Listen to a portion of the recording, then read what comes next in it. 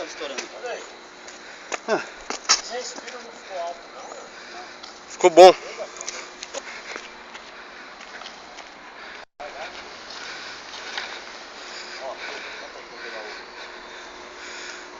Oh, ficou bom o modelo dela, viu, Valdo? Oh, Ficou não bom. ficou muito, não? É retalho de folha, tá bom pra caralho.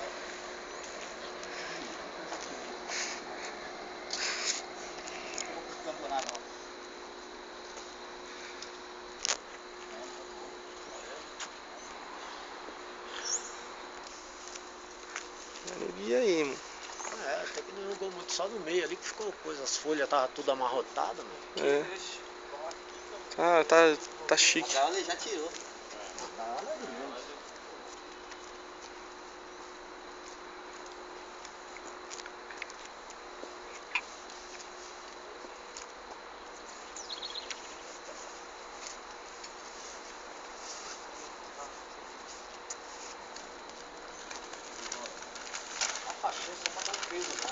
É, né? Tá bom. Corta aí, corta aí. Cortar no meio. Nem aprontando, nem quer colocar. Vai,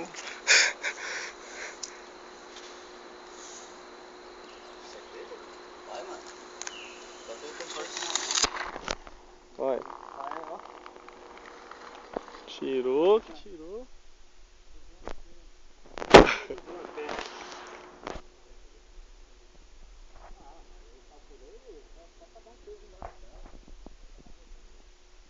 Aí, ó, saiu.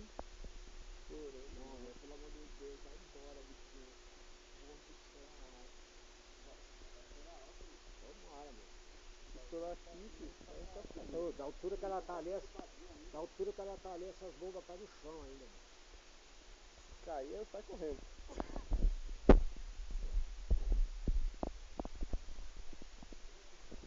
Essa porra. É, tem que pegar mais altura, que as bombas ainda vêm embaixo. Pô, mas olha o ruim que ela tá dando agora. Tá bom nada, filho. Tem que subir mais. Aqui, filho. Nós mandamos daqui. Barrancão lá. Barranco é alto pra caramba. Aqui os caras não denunciam o tráfico, mas denuncia balão. É embaçado. Acendeu bem, né, gente? Vai estourar lá, hein? Será? Abriu? Deu nada, mano. Ufa! Porra! Ó o sol pegando na faixa. É isso aí, a altura é essa. Já foi. Lá de cima. Aê, criança.